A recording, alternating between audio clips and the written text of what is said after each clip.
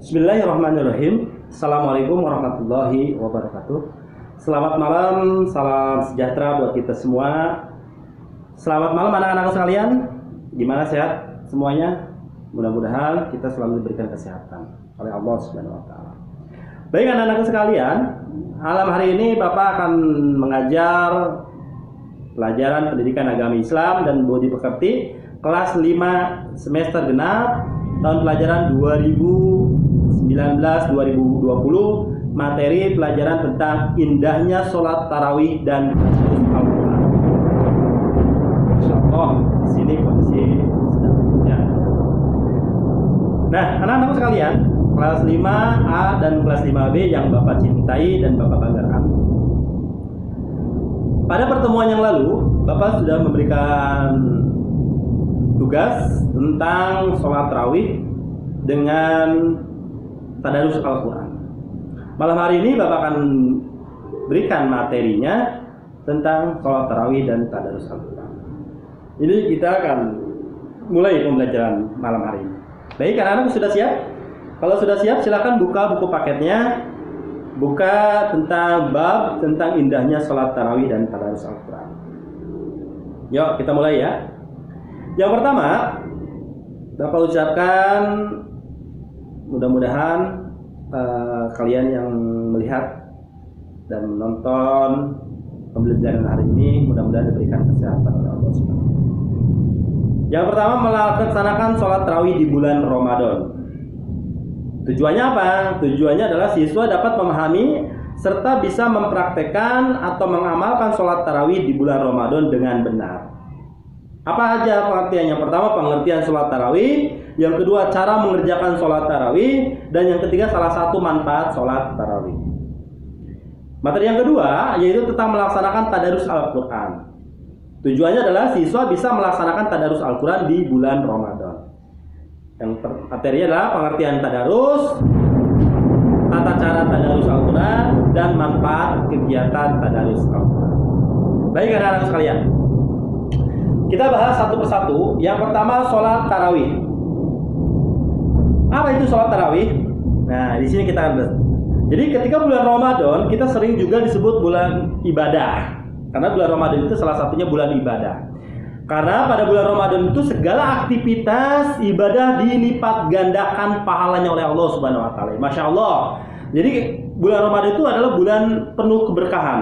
Jadi ketika amal-amal ibadah kita, perbuatan baik kita itu dicatatnya ada dilipat gandakan pahalanya oleh Allah Subhanahu wa taala. Dilipat gandakan. Makanya kalian bersyukur ketika kalian melaksanakan puasa di bulan Ramadan, kalian berlomba-lomba lah untuk melaksanakan ibadahnya. Perbuatan baik apapun di dalam bulan Ramadan itu pasti dicatat oleh Allah dilipat gandakan.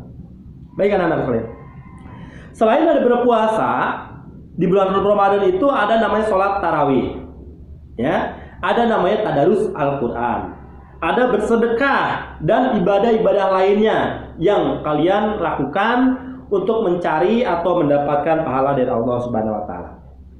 Yang pertama, ibadah apa yang kita lakukan anak-anak sekalian? Yang pertama adalah ibadah sholat tarawih. Ini salah satu contoh ya. Selain bulan ibadah puasa, kita ibadah yang lainnya yaitu ibadah sholat tarawih. Apa itu sholat tarawih? Sholat tarawih itu adalah sholat malam yang dikerjakan pada malam hari di bulan Ramadan. Jadi kecuali di bulan-bulan lainnya tidak ada sholat tarawih, adanya di bulan Ramadan. Hukumnya apa sholat tarawih itu? Hukumnya adalah sunnah muakkad. Jadi sunnah muakkadah itu adalah sunnah yang sudah mendekati wajib. Ya, kalau sunnah itu kan kalau dilakukan mendapatkan pahala. Kalau tidak dilakukan tidak apa-apa. Tapi kalau sunnah muakkad itu sudah mendekati wajib atau sunnah yang sudah mendekati wajib. Sunnah yang mendekati wajib. Ya, apa sih dalilnya? Ada dalilnya dari hadis Rasulullah, dari Abu Hurairah dan Aisyah. Ya. Sholat tarawih adalah lebih utama dikerjakan secara berjamaah daripada sendirian. Jadi kenapa sholat tarawih itu lebih utama dikerjakan berjamaah itu karena pahalanya bisa berlipat ganda. Kalian lakukan ya sholat tarawih itu di bulan Ramadan itu secara berjamaah, diusahakan. Kalau emang telah darurat ya bisa dilaksanakan sendiri di rumah. Tapi pahalanya mungkin berbeda. Orang yang berjamaah dengan mengerjakan sendiri itu pasti berbeda. Waktu sholat tarawih itu dilaksanakan setelah sholat isya, dan yang utama adalah setelah waktu isya berakhir. Jadi sholat tarawih itu dilaksanakan ketika setelah sholat isya. Bagaimana niatnya sholat tarawih, anak-anak sekalian? Mungkin kalau kalian sudah pada pinter, Bapak yakin kalian sudah pada pinter, udah hatam niatnya ya. Nah, di sini hanya Bapak mengingatkan. Niat sholat tarawih itu adalah Bismillahirrahmanirrahim. Usolli sunnatan tarawih rakaataini mustaqbilal qiblati adaan makmuman. Kalau kita jadi makmumnya, adaan makmuman lillahi ta'ala. Allahu akbar. Yang artinya ya, saya niat sholat tarawih 2 rakaat ya, jadi 2 rakaat bagi menjadi makmum menghadap kiblat karena Allah Ta'ala. Jadi itu adalah niat sholat tarawih. Nah, di sini sholat tarawih itu karena sholat tarawih itu adalah salah satu ibadah sunnah muakkad. Jadi kita diusahakan kita mengerjakan ketika pada malam bulan Ramadan. Kenapa kita harus mengutamakan sholat tarawih? Karena ada keutamaan di dalam sholat tarawih. Yang pertama, sholat tarawih itu merupakan sebab mendapatkan ampunan dosa-dosa yang telah lalu. Insya Allah, kalau kalian niat sholat tarawih dengan khusyuk, niat karena Allah Ta'ala, insya Allah dosa-dosa pada masa lalu, dosa-dosa pada tahun-tahun yang lalu yang kalian lakukan, insya Allah Allah akan mengampuninya. Karena Allah itu akan mengampuni ketika kita melaksanakan ibadah dengan serius, dengan yakin, dan ibadah kita dengan khusyuk. Mudah-mudahan Allah mengampuni dosa kita. Yang kedua, keutamaan pada sholat tarawih itu adalah berjamaah. Orang yang tarawih berjamaah bersama imam sampai selesai dicatat baginya sholat semalam suntuk. Masya Allah. Bayangkan kalau kalian melaksanakan sholat tarawih sampai selesai dengan imam, sama saja dengan sholat semalam suntuk. Nah itu ibadah sholat tarawih. Makanya sholat tarawih itu adalah sholat dilipat gandakan oleh Allah Subhanahu Wa Taala dari pahalanya. Yang ketiga, keutamaan orang yang rutin mengerjakan sholat tarawih, jika wafat maka dicatat sebagai sidikin dan syuhada. Mudah-mudahan kita ya, ketika kalau orang yang sedang melaksanakan sholat tarawih, ketika dia dicabut nyawanya oleh Allah, maka dicatat sebagai mati syahid atau mati syuhada. Ya, mudah-mudahan kita selalu diberikan oleh Allah umur panjang.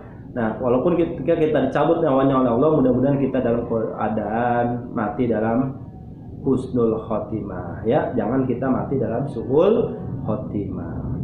Kita bahas lagi anak-anak sekalian. Perhatikan bacaan dari hadis berikut. Nah, ini ada hadis dari Bukhari Muslim. Bismillahirrahmanirrahim ya. Man qama ramadana imanan wastishaban ghufira lahu ma taqaddama ma min zamnati jannati. Jadi di sini hadis Rasulullah SAW, barang siapa yang mengerjakan sholat malam pada bulan Ramadan karena iman kepada Allah Subhanahu Wa Taala dan karena mengharapkan pahala, maka akan diampuni baginya dosa yang telah lalu. Ini hadis Bukhari Muslim. Jadi barang siapa orang yang melaksanakan sholat Ramadan pada malam hari di bulan Ramadan, maka Allah akan menghapus dosa-dosanya pada masa-masa lalu. Mudah-mudahan amin ya Allah ya Rabbal alamin. Nah, ada lagi keutamaan ibadah sholat tarawih. Dan tadi keutamaan sholat tarawih, sekarang keutamaan ibadah sholat tarawih. Yang pertama, dapat menambah ketaatan kepada Allah Subhanahu wa taala. Amin ya Allah ya Rabbal alamin. Mudah-mudahan kita selalu dijadikan sebagai makhluk yang taat kepada Allah. Ya, selalu melaksanakan perintah-perintah Allah. Taat kepada Allah dan takwa kepada Allah. Yang kedua adalah Allah Subhanahu wa taala mengampuni dosa-dosanya. Nah, mudah-mudahan dosa-dosa kita yang kita lakukan dari bangun tidur sampai tidur lagi, dari kemarin, dari lusa, dari minggu yang lalu, tahun yang lalu, mudah-mudahan diampuni oleh Allah Subhanahu wa taala. Yang ketiga, pahala ibadah ditulis sebagai salah satu malam penuhnya. Tadi sudah Bapak jelaskan, mempererat silaturahmi sesama kaum muslimin. Nah, ini salah satunya. Yang paling utama itu mempererat tali silaturahmi. Karena dengan cara kita sholat tarawih berjamaah, insya Allah pasti kita ketemu dengan sesama muslim, ya, di sana di masjid atau di musola, di langgar atau di masjid itu bisa. Gitu. Ada fadilah sholat tarawih. Fadilah sholat tarawih yang itunya adalah hadis Rasulullah, yaitu hadis Bukhari Muslim nomor 7, hadis Muslim nomor 759. Barang siapa melakukan qiyam Ramadan karena iman dan percaya mencari pahala, maka dosa-dosa yang telah lalu akan diampuni. Ini hadis sahih ya. Yang kedua, yang dimaksud qiyam Ramadan atau lail adalah sholat tarawih sebagaimana yang dituturkan oleh An-Nawawi. Hadis ini memberitahukan bahwa sholat tarawih bisa menggugurkan dosa dengan syarat karena iman, yaitu membenarkan pahala yang dijanjikan oleh Allah dan mencari pahala dari Allah, bukan karena ria atau alasan lainnya. Jadi niat sholat tarawih itu karena iman kita, bukan karena ria pengen dilihat teman, bukan karena dia pengen dilihat orang tua, bukan karena pengen dilihat guru, tapi karena niat kita, iman kita bahwa kita melaksanakan sholat tarawih lillahi ta'ala. Itu insya Allah akan dosa-dosa kalian akan diampuni oleh Allah. Yang kedua, yang ketiga, yang maksud mengampunkan dosa adalah hadis ini adalah bisa mencakup dosa besar dan dosa kecil berdasarkan tekstual hadis sebagaimana tegaskan oleh Ibnu Munzakir. Namun An-Nawawi mengatakan bahwa yang dimaksud pengampunan dosa di sini adalah khususnya dosa yang kecil, ya, dosa yang kecil. Kalau menurut hadis tersebut, yang diampuni dosa itu adalah dosa-dosa yang kecil, ya. Nah, selain ada sholat tarawih, setelah sholat tarawih kita laksanakan biasanya ada namanya sholat witir. Nah, sholat witir itu adalah sholat, artinya adalah sholat ganjil. Bilangan rakaatnya sholat witir ganjil yaitu ada 3 rakaat, ada 5 rakaat, 7 rakaat, 9 rakaat, dan 11 rakaat. Hukum melaksanakan sholat witir adalah sunnah, ya. Sholat witir bisa dikerjakan setiap malam sehabis sholat isya atau setelah sholat tarawih. Pada malam belum Ramadan biasanya dikerjakan setelah sholat tarawih. Nah, ini sholat witir dilaksanakan ketika bulan Ramadan, dilaksanakan setelah sholat tarawih. Biasa kita laksanakan 3 rakaat, ada yang 5 rakaat, 7 rakaat, atau 11 rakaat, itu bisa kita lakukan. Materi berikutnya yaitu tentang tadarus Al-Quran. Apa sih tadarus itu? Nah, tadarus itu artinya menurut bahasa adalah bacaan. Adapun definisi Al-Quran adalah kalam Allah Subhanahu wa taala yang merupakan mukjizat diturunkan atau diwahyukan kepada Nabi kita, Nabi besar Muhammad sallallahu alaihi wasallam. Hukum bacaan adalah sunnah. Jadi tadarus Al-Quran adalah memperdalam Al-Quran dengan cara memahami artinya dan mengamalkan isinya. Anak-anak sekalian, Al-Quran itu bukan hanya untuk dibaca, tetapi kita pelajari maknanya dan kalau lebih utama kita amalkan. Ya, ini yang paling utama. Membaca, memahami dan mengamalkan. Tujuan tadarus Al-Quran seperti itu. Bukan hanya kita hatam saja Al-Quran, mengaji hatam, juz 30 hatam, juz 29 hatam, tetapi kita tidak mengamalkan. Nah, ini sepertinya kita melakukan sesuatu tidak mendapatkan kurang afdol.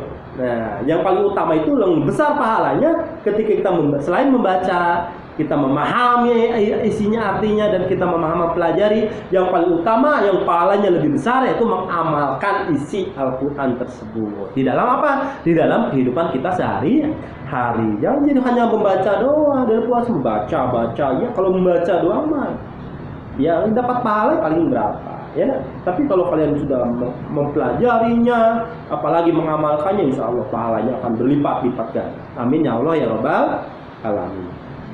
Apa sih tadarus Al-Quran? Tadarus Al-Quran adalah membaca, mempelajari, dan mengamalkan Al-Quran. Jadi membaca, mempelajari, dan mengamalkan Al-Quran. Tadarus Al-Quran dilakukan sendirian atau bersama-sama, baik di rumah, musola, atau masjid. Bisa dilaksanakan sendiri di rumah, dilaksanakan berdua, bersama-sama, ramai-ramai di musola, itu bisa dilakukan di sana, di masjid dan sebagainya. Nah, sebelum tadarus Al-Quran, tolong perhatikan ya anak-anak. Biasanya kalian tadarus Al-Quran itu sudah punya wudhu atau belum?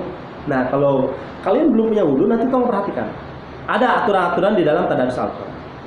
Yang pertama, sebelum membaca Al-Quran hendaknya berwudhu. Ini yang utama, karena Al-Quran itu kitab suci. Kalau kaliannya tidak suci, kita memegang kitab suci, maka kaliannya ada yang mendapatkan dosa.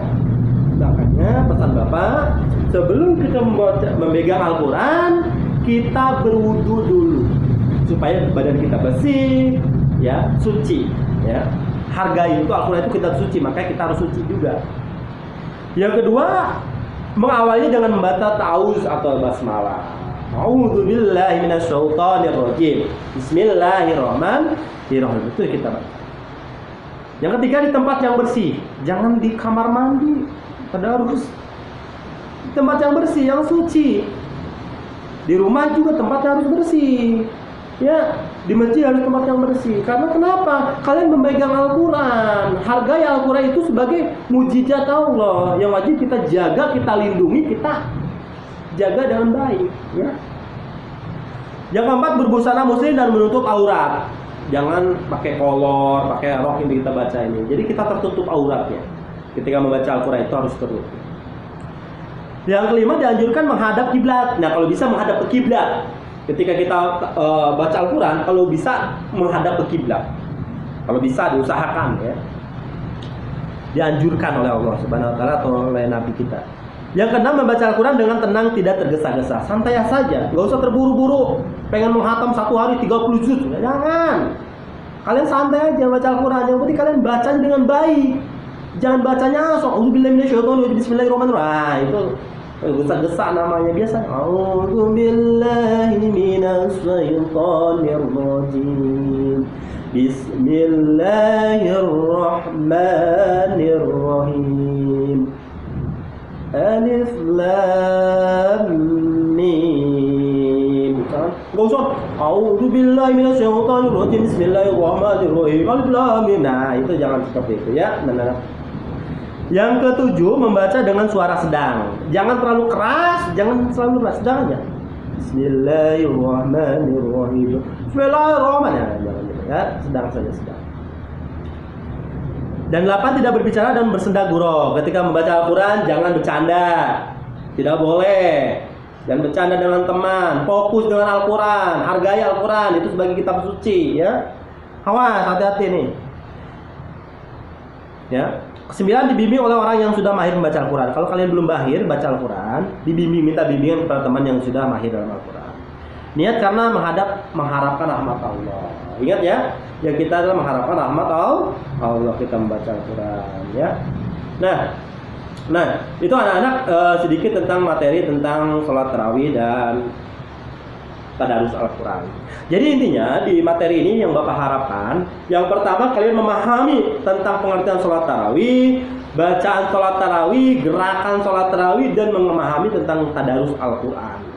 Kalau kalian sudah memahami, nanti sebentar lagi kita memasuki bulan suci Ramadan. Kalian praktekkan di lingkungan kalian, di rumah-rumah kalian, di masjid, di musola, di langgar, di masjid, dan sebagainya. Kalian laksanakan ibadah.